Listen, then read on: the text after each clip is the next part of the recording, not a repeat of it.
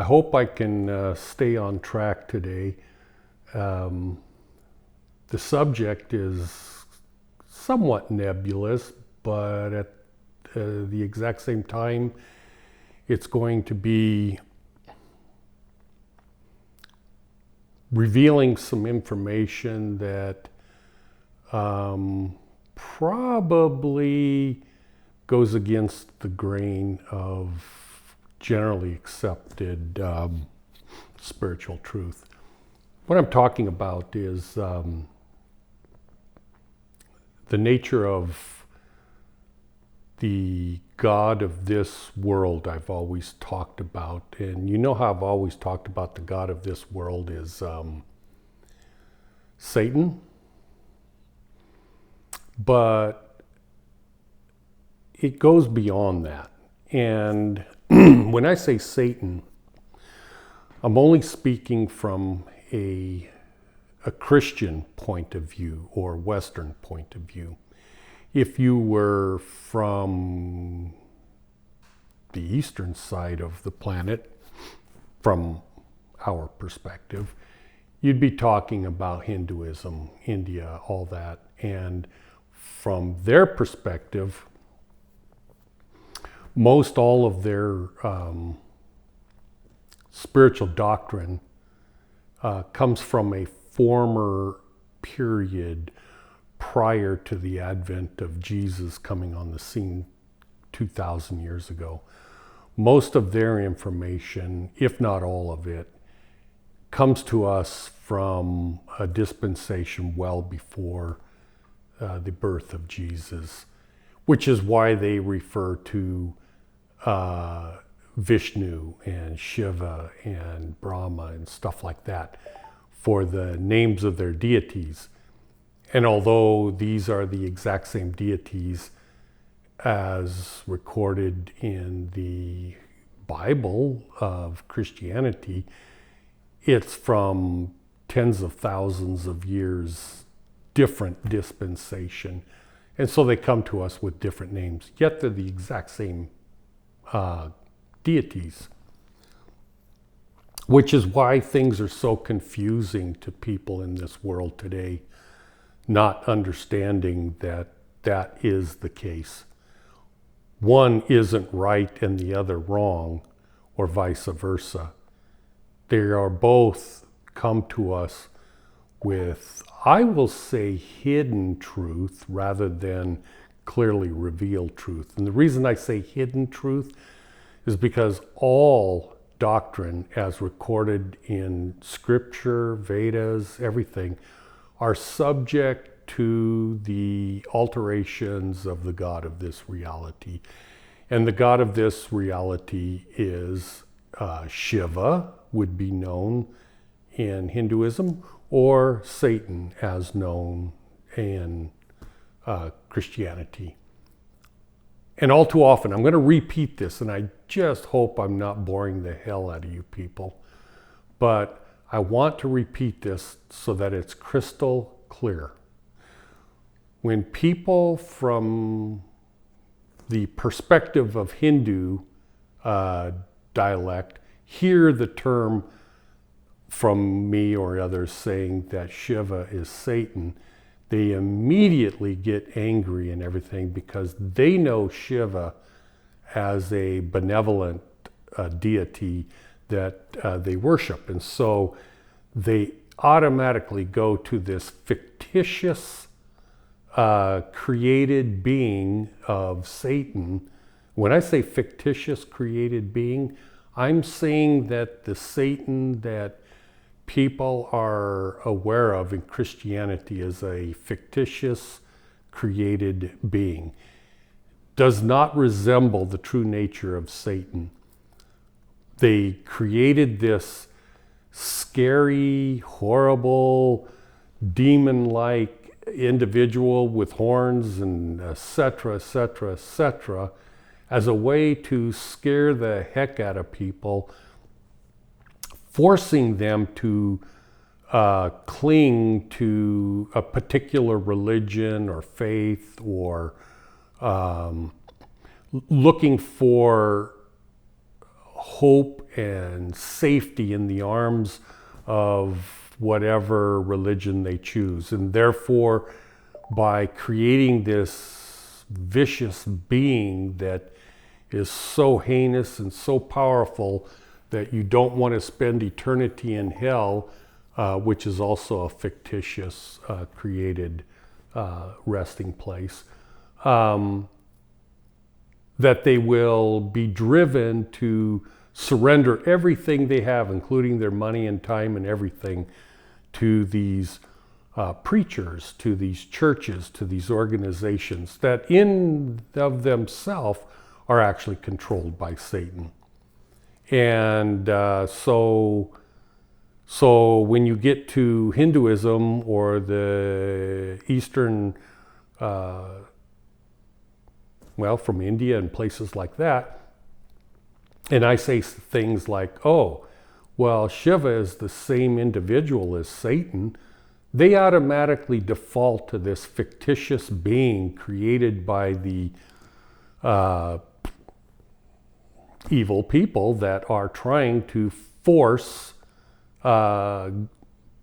people into worshiping a church, an organization, a preacher, whatever the case may be, but they are the ones that created this individual. And I'm not saying Satan is a wonderful person. I'm not saying that at all. I've mentioned it before that I do not worship Shiva, nor do I worship Satan, and I have great respect for this deity, only because this deity is so powerful that he is considered the god of this world.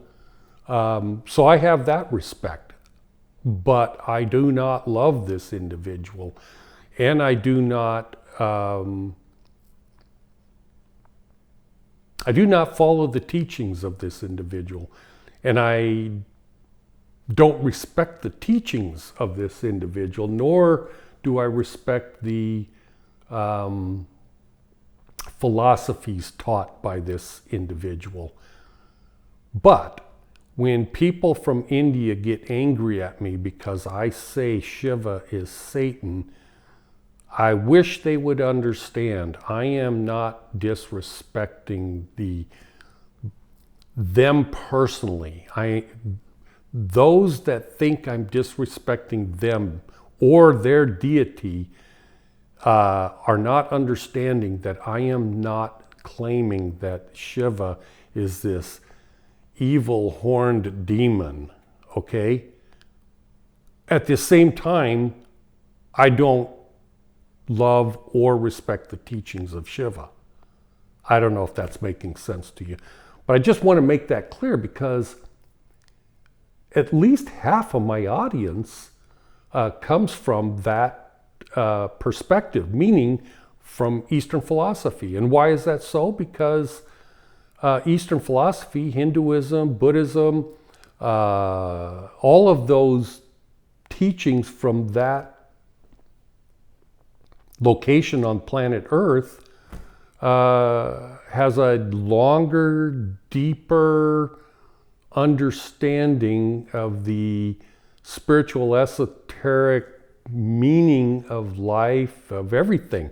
Whereas what we get from the teachings of Jesus in Christianity is more geared toward a, shall I say, love, more geared toward it's a different dispensation, and it's geared towards teaching us about the personal characteristic traits of Brahma. That's what I would characterize as the teachings of Jesus.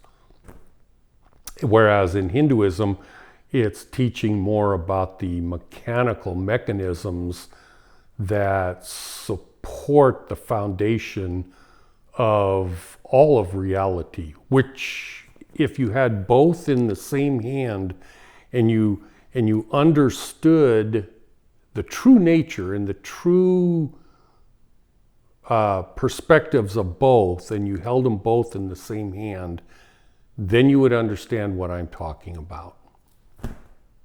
Probably clear as mud, but I'm sorry.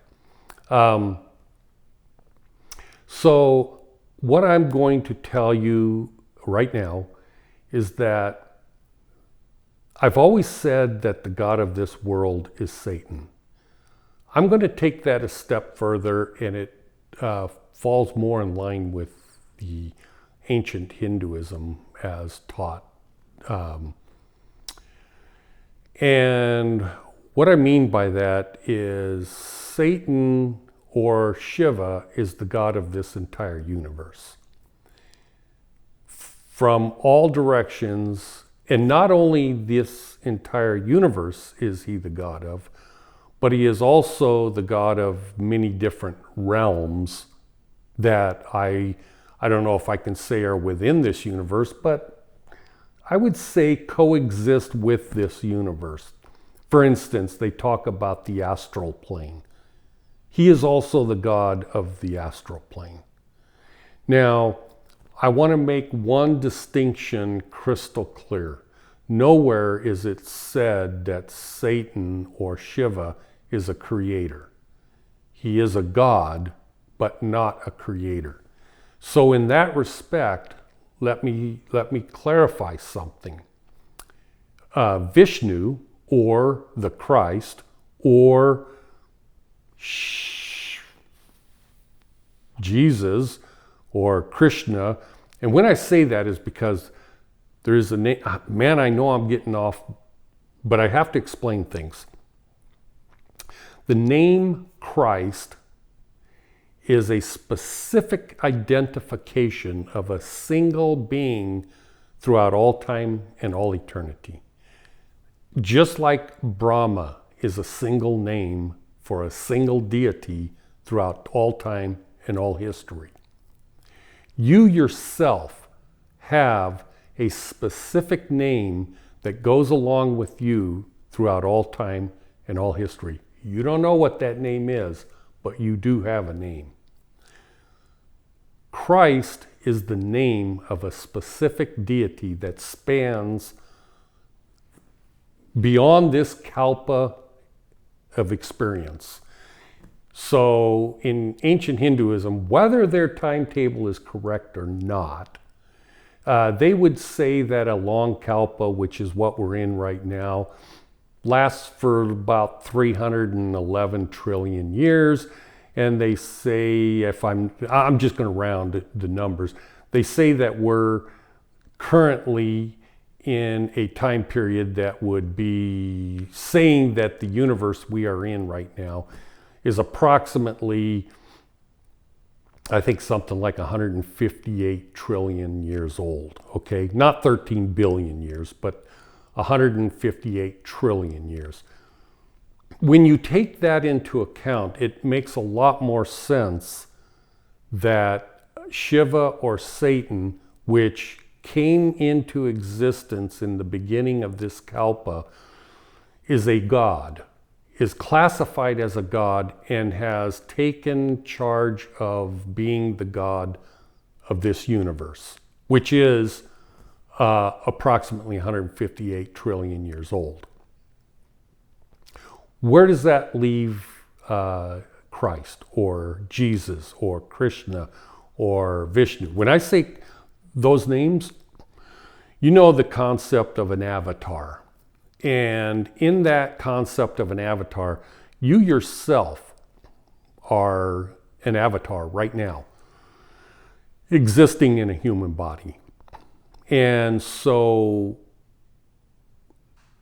hundreds of thousands of years ago, if not probably millions of years ago, the individual of Christ appeared upon the scene of this physical planet, and he went by the name of Vishnu. Excuse me. And then we fast forward millions of years ago, and I would say probably, if I were to take a kind of a guess, I would say approximately 20, 30,000 years ago, probably. Christ took on the avataric name of Krishna. And then in this latest dispensation, 2,000 years ago, Christ took upon the avataric name of Jesus. And where does this Jesus, this Krishna, Vishnu, Christ come from? He is the only, and I mean absolutely only, being to span multiple kalpas of time, other than, of course, Brahma.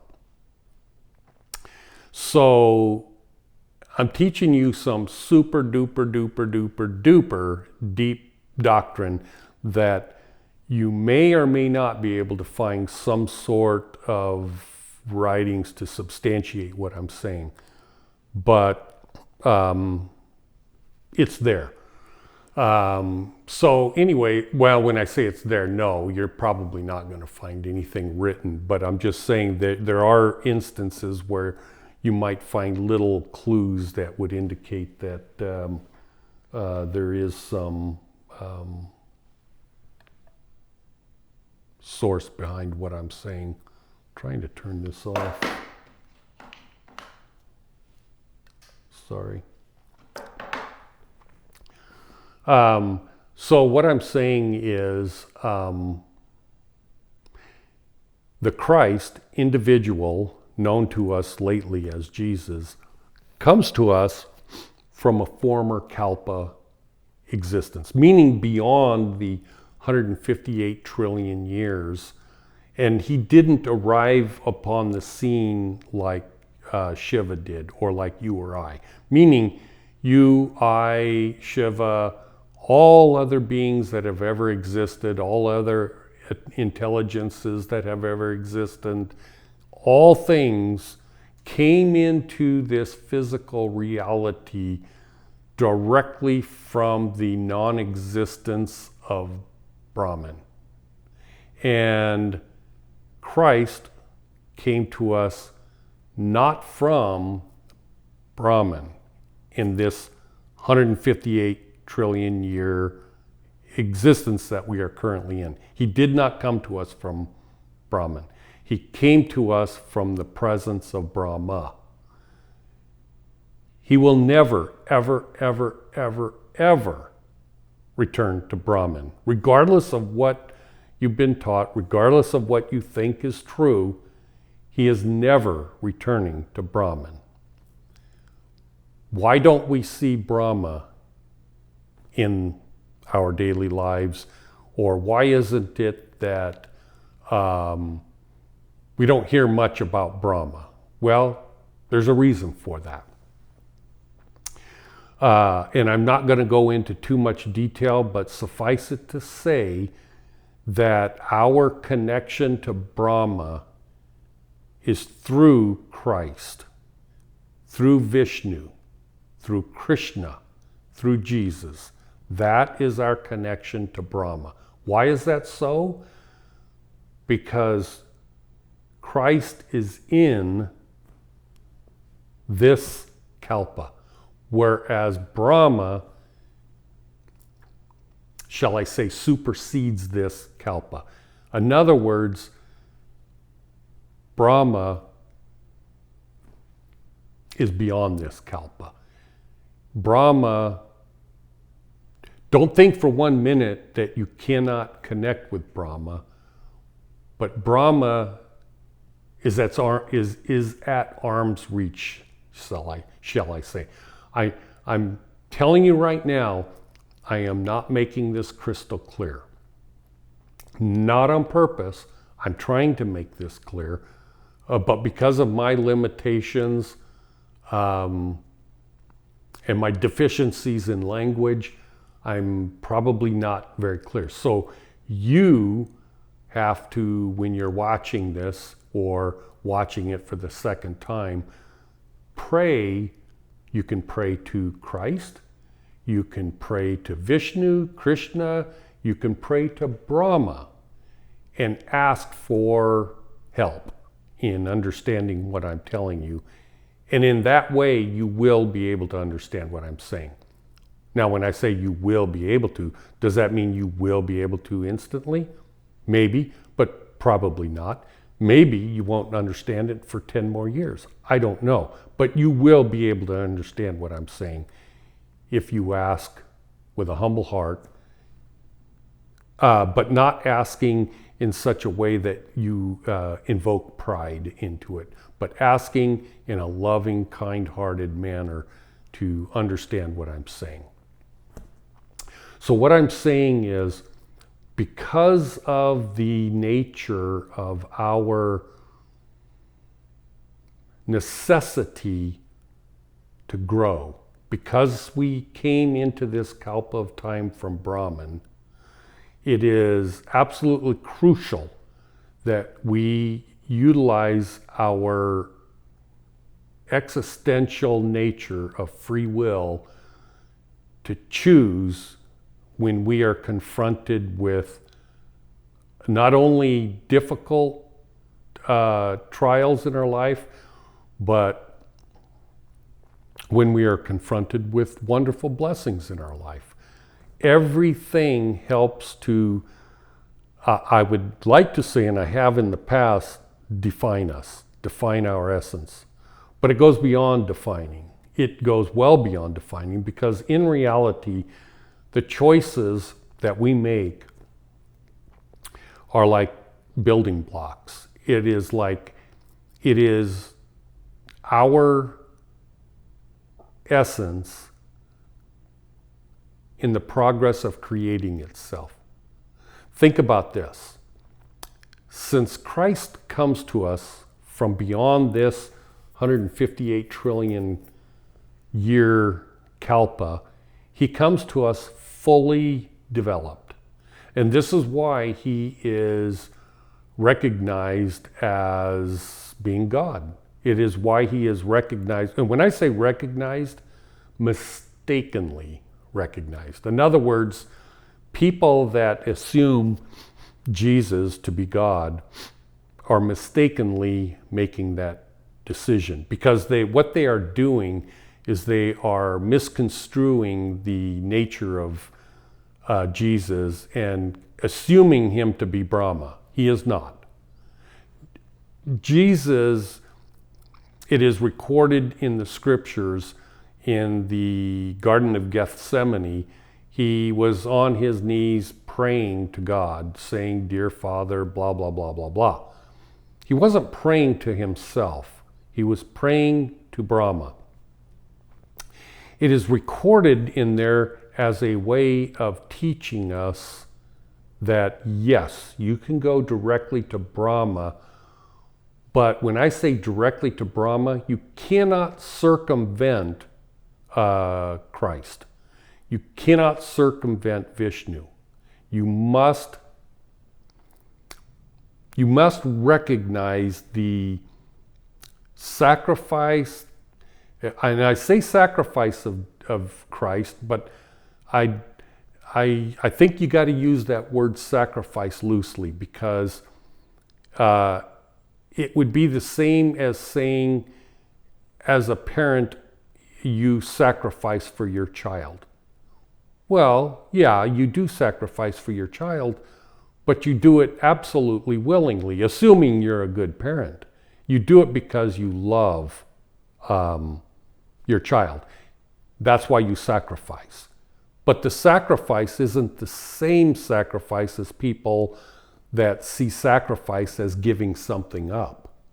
When you sacrifice for your child, you're not giving anything up. In fact, you're gaining. That is the way so many people in the spiritual pursuit of knowledge misconstrue the nature of sacrifice. They always see it as giving something up. In other words, I'm giving up my will to follow God. I'm giving up this, I'm giving up that, and I'm giving it up so that I can become one with God. That is not the highest transcendent understanding of the nature of sacrifice when it comes to becoming one with God. That is a low rudimentary understanding of the sacrifice. Are you giving something up? Yes, of course you are. But don't even think about that, because that's so low on the progressive scale of what you need to understand to move forward spiritually, that you might as well just kick it out of your memory banks and understand that the sacrifice I'm talking about isn't giving anything up. It is gaining. When you sacrifice yourself to God, that isn't meaning what you think it's meaning. What it is meaning is you are growing. In other words, think about this. If you're going to become one with God, just like God, what is it that you're sacrificing? You're not sacrificing anything. You're gaining. You cannot, in other words, when you're going from 0 to 100% and you're on this path, what are you giving up? You're gaining. You're gaining. You could say you're giving up stuff, but why would you focus upon that? That's a negative, stupid way of looking at it. You're gaining. So sacrifice is only understood properly, contextually, when we're talking about spiritual things, if you understand the concept of sacrifice is in the name of love. If it incorporates love solely in the process of sacrifice, then you're understanding it correctly, because now you understand that what you are doing is gaining, not losing. So what I'm saying is Satan or Shiva is the god of this entire universe. This would clarify things for this confused world at this particular time, meaning everybody is preoccupied and has been for as long as this dispensation has lasted, but recently more so, in aliens from outer space. And they talk about the grays, and they talk about the human DNA has been manipulated by past times or former periods where aliens from outer space, and they talk about Nibiru was a incident that brought about the change of mankind, and they talk about fallen angels. Think about that. Think about the concept of fallen angels. It isn't possible for an angel to fall, because if you're thinking about something falling, that means it never was up here. It can't get up here and come down.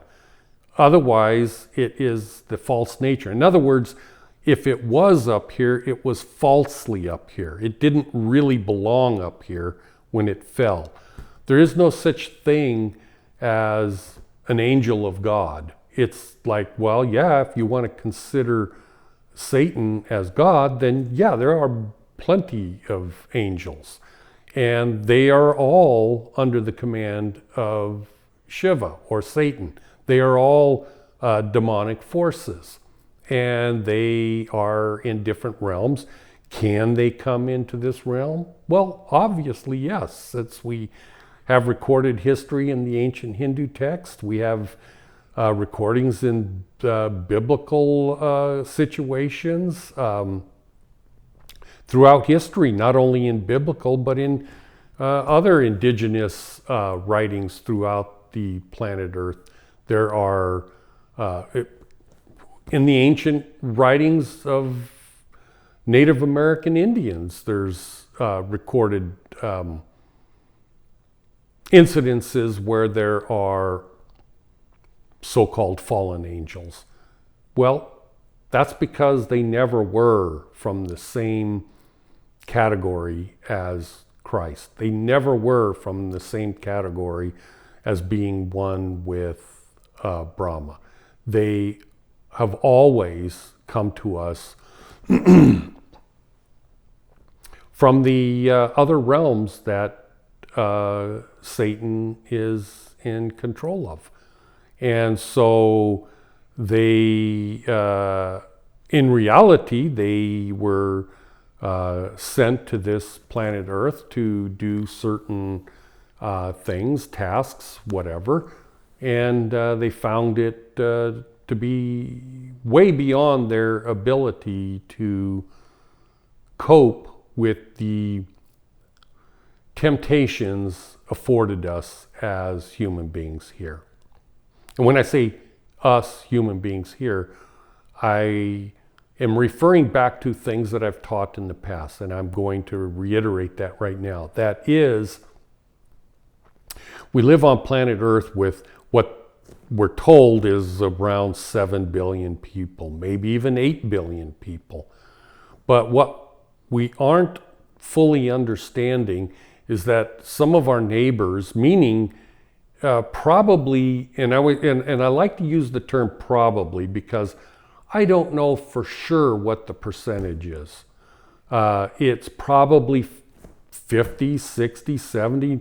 At this particular time in our experience, maybe it's 80 or 90% of the population of the planet Earth don't have a free will essence like you and I. In other words, they exist on this planet as demons. They do not have the heart and soul that has attached themselves to the love of God. They are not, their foundational essence is not built upon a foundation of love. Rather, it is built upon a foundation that is taught to us from Shiva or Satan. And what is that foundation? What is the teachings of Shiva?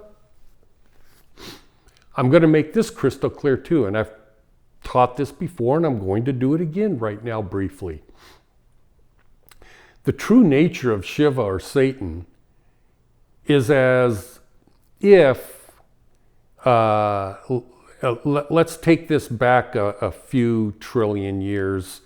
Let's take it back maybe, I don't know, if we're saying this reality is 158 trillion years old, let's take it back 157 trillion years. And we have Shiva, and he's looking around, and obviously this was before the planet Earth even existed, but whatever planet he was on or whatever, he's here. He's not the creator. Mind you, he didn't create this universe. This creation was created by the creator, which some would teach you was the Christ. He created it from the blueprints given to him directly from Brahma, the god that he worships. And that in actuality, Vishnu is the actual creator of this universe. But it isn't only this universe that Vishnu created. There are universes or parallel universes or realities that are beyond our comprehension, and they are also created by Vishnu. And there are others beyond that created directly by Brahma. Those we are completely unaware of. All we are aware of is the fraction of this particular reality, and Shiva didn't create any of them, though he is the god of this universe. So, if we backtrack 157 trillion years, this would explain why Shiva became Shiva. This would explain why Satan became Satan. It would explain because what he sees is this reality, and he sees it as whoever created it, and he doesn't know, whoever created it must be powerful. And therefore, there are rules that must be followed if we are going to interact with it. And if we want to take charge of this reality and control it in certain ways, then we need to emulate that same power and authority. This is the way Shiva saw reality. And when things get out of hand and it's not going the way he wants it to go, and it's like there's revolting taking place, then he destroys it all. This is why he's seen as the destroyer. When it gets out of his control and he no longer has control of it, he destroys it. Well, why? Why would that be that he doesn't have control anymore? It's because of people like you and I that refuse to follow his command, refuse that. And why? Because we follow our God, Christ, who teaches us love, who teaches us that regardless of what power is in our face and threatening us, we decide to fill our hearts with love. The nature of love accomplishes seemingly the same thing as the nature of power and authority. When I say seemingly, that's because Shiva thinks that this complete reality was created by power and authority, following laws of science, this, that, and everything else. But in all actuality, it came into existence through the power of love. And the power of love is that you gravitate to this surrender that I was telling you about. You gravitate and surrender to the power of love because it's what you assess as being what is valuable. In other words, when confronted with two options, this is all power and authority and money and everything else, and this is love. And when you crumple the love because this is in power, you have almost nothing in this physical reality. But you would choose the almost nothing as versus the everything because this has a spark of love in it, whereas this does not. I hope I'm making myself clear here. In other words, if you... I'm going to get off track, because when I say off track, I think I've elaborated on that enough. But what I'm going to do is address another issue, and that is the issue that there's a heaven and hell. Now, if you're spiritually advanced enough where you've really studied deeply the teachings in Hinduism and stuff like that, you will know that when you listen to a Christian talk about heaven and hell, you directly think, oh wow, that person is infantile thinking that there's actually a heaven or hell. And you would be correct, because really there isn't a heaven or hell. There's only Brahman and Brahma. That's all that there is. When I say Brahma, I'm talking about the creation of Brahma. That's all that there is. There isn't a hell. The only conceptual ideal that might come close to defining hell is Brahman. In other words, it's not a burning, it's nothing. It is simply the dissolving back into the nothingness from which you originated from.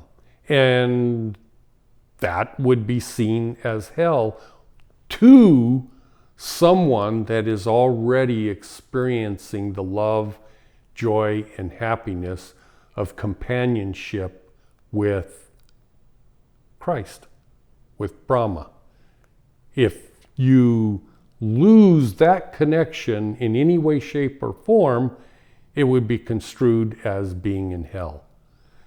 Likewise, a person that follows the teachings of this world about power, authority, money, the opulence that can bring you, those people would feel like they were in hell if they were in close association with Christ or Brahma, because they would lack the things that they value. And what they value is power, authority, opulence, wealth, and all those things. That is not valued. These are such paradigms that neither side can understand the other without there being some kind of enlightenment, some kind of experience of both. There's no way to understand one from the other. In other words, those that are destined for hell can't understand the nature of those that are destined to heaven, and vice versa. And why is that so? It just is. As you bifurcate from the beginning of your essence and continue to expand away from the nature of the Creator God, you go towards the nature of Shiva. And it is said Shiva is the destroyer of things. Well, why would you want to be associated with the destroyer of things when you could be associated with the creator of things? It is said that Shiva is also the creator. Well, certainly he's the creator of greed, of all these things. But who is the creator of love? The only source for the creation of love is Brahma. Now you could say, well, is Christ also the source of love? No. Christ fully embraced the nature of Brahma in a former kalpa and is completely and utterly accepted the nature of Brahma, meaning love, and that is what he personifies in this particular reality. And that's why he was so disparaged, or that's not the right word. He was so, that's probably not even a word. he was so, I don't want to say frowned upon, not valued for his own nature when he was alive on this world, because he wasn't seen as a person with power and authority. He was seen as a weakling, a person that wouldn't defend himself or anything else. And because of that, the Jews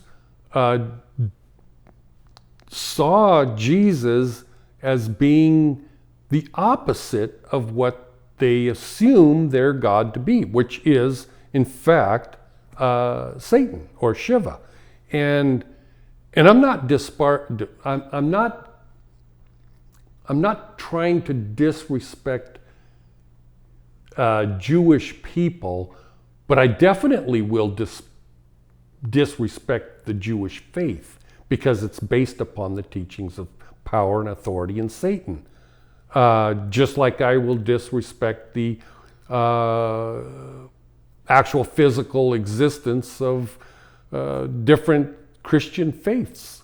I mean, I completely am against the lot of different Christian faiths, not the Christian people.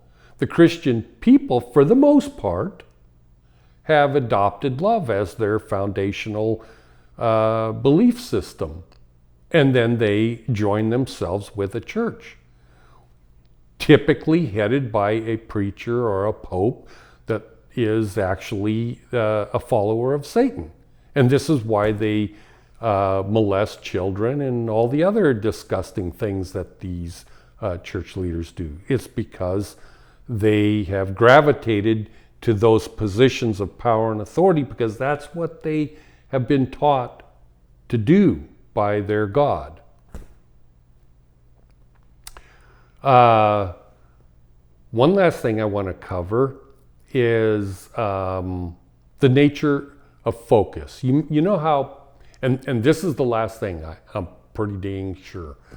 You know how when they say, oh, you need to focus your attention upon this part of spirituality, focus upon this, focus upon that.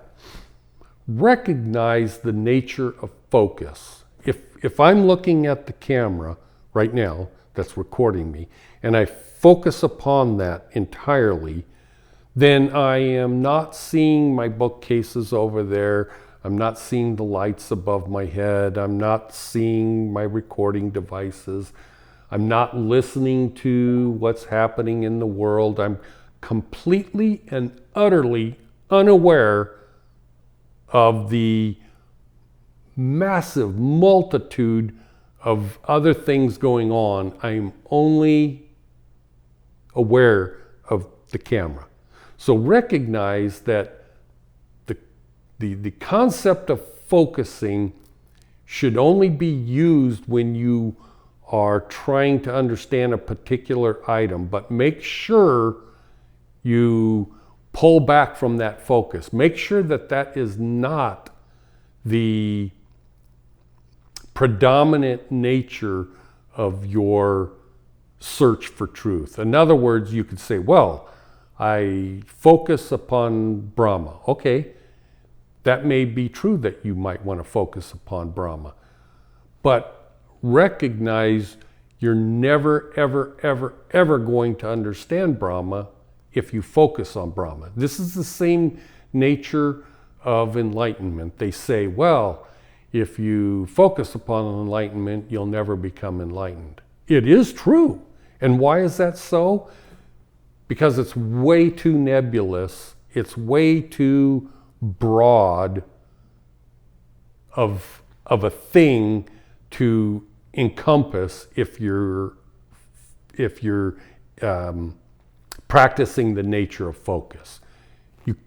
You have to do both simultaneously. In other words, if you're focusing on something, which is a good thing, by the way, you have to be careful about your focus, because if you stay focused, you will go off track. That's the nature of the God of this world. If you stay focused on anything, you will go off track and you will eventually devolve into the teachings of Satan and get off that track.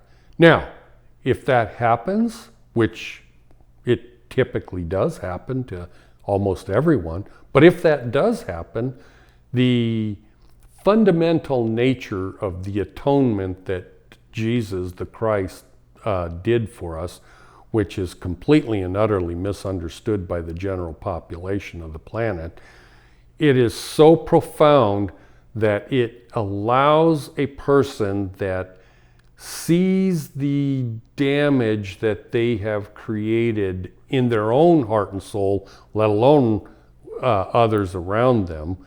Once they see that and they don't like what they see and they go, oh, I made a mistake. I screwed up here. I really got off the track here. I've done some horrible, heinous things that I am completely and utterly embarrassed at. And some people might even go so far as to say, I deserve to die. I should be cast down with the sodomites and burned in hell for all eternity. Some people might get to that point in their life. That's okay too. But recognize that that thought is coming to you from the demonic forces, not from the loving, kind generosity of Christ or Brahma. It isn't coming to you in that manner. The atonement of Christ allows that a person that gets themselves into this so-called dead-end cycle of evil or whatever, and they recognize it. That's the whole point. They recognize that they don't like what they have become, and they're determined to change that. Well, there is no way you can change it. You cannot change it. But you can ask for forgiveness. You can sacrifice that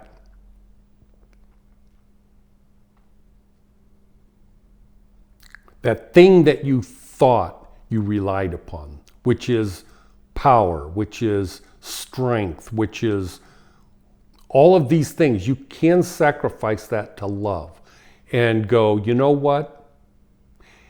If I end up in hell, I don't care. If I'm sent back to the nothingness of Brahman, I don't care. I don't care anymore. All I care about is love. I care about love because it's in the nature of what I want. I have tasted the tiny speck of love, and that is what I like. I am no longer interested in this side of reality, but instead I like this teeny itty bitty speck that I tasted of love.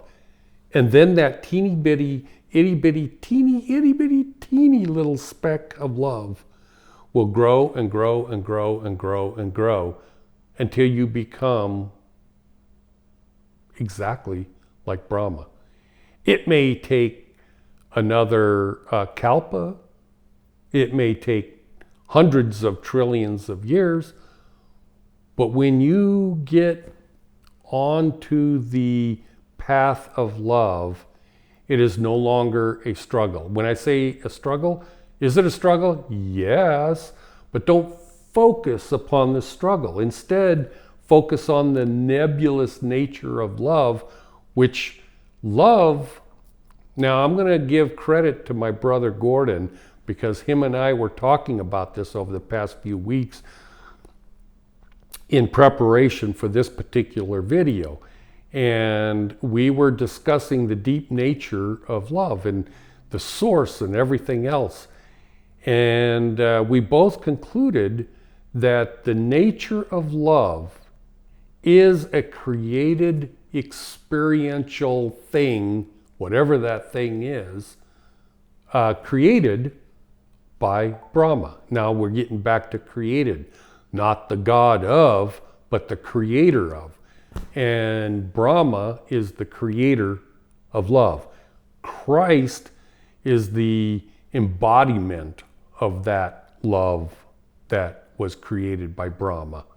And so when we study the nature of Jesus, which is somewhat difficult to do because we don't have very many sources, and the sources that we do have are corrupt. So we have to kind of read between the lines, and we have to try to understand what things are.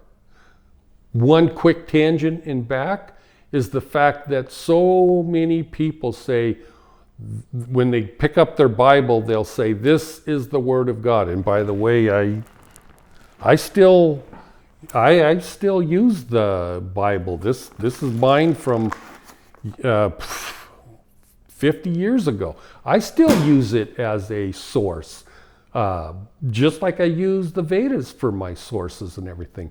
But what I'm saying is this is not the Word of God.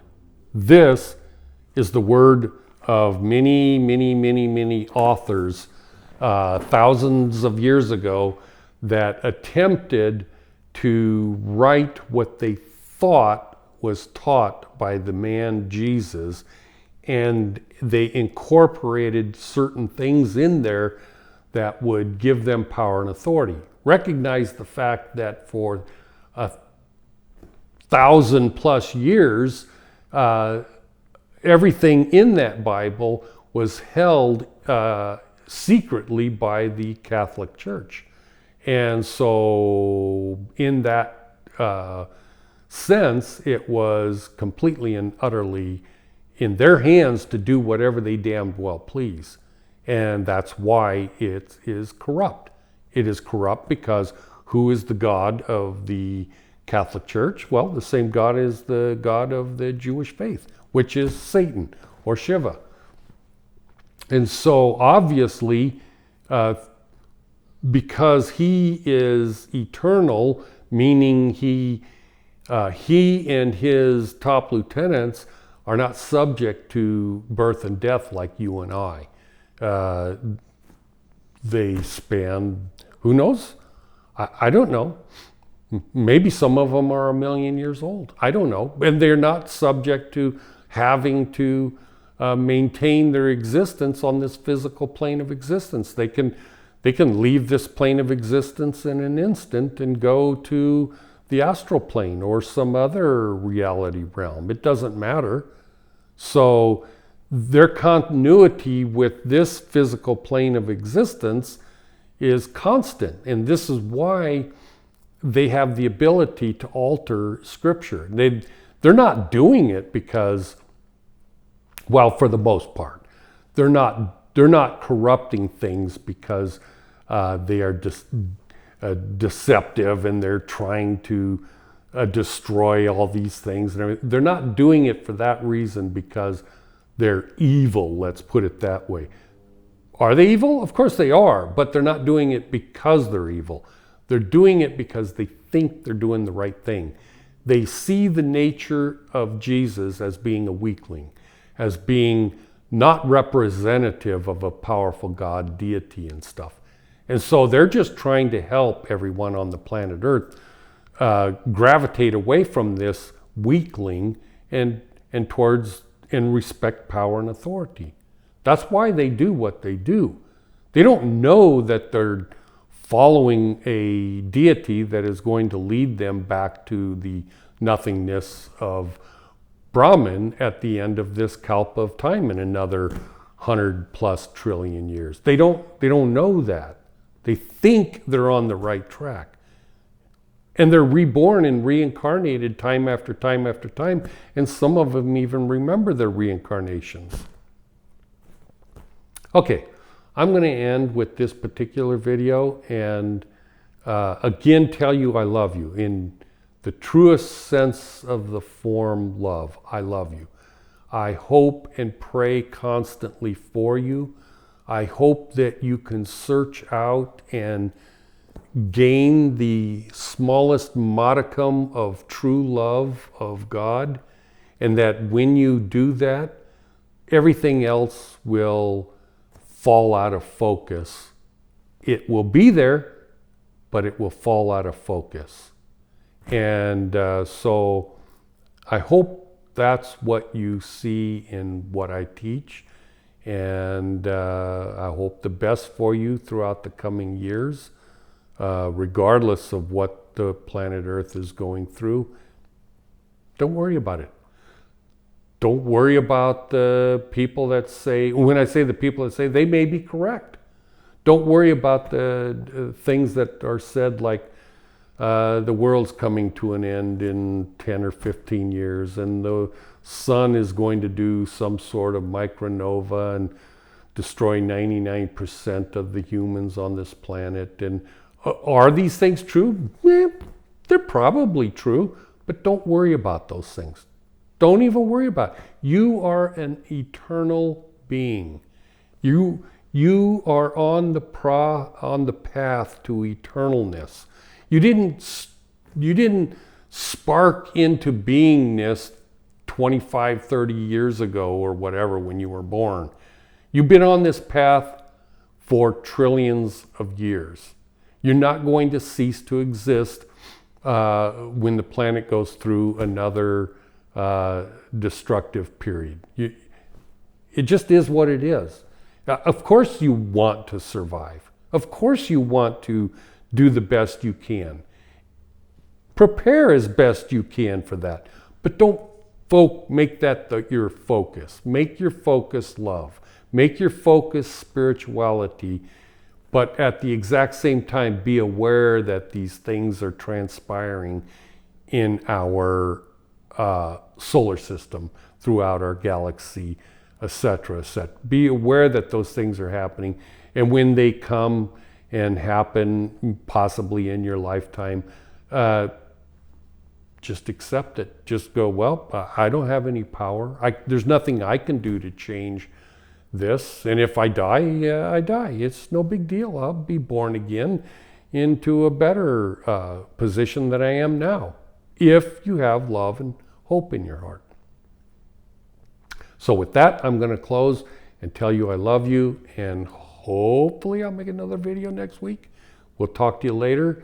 Please send me an email or message if you want me to talk about a particular subject. But until then, I will talk to you later, and I love you. Bye.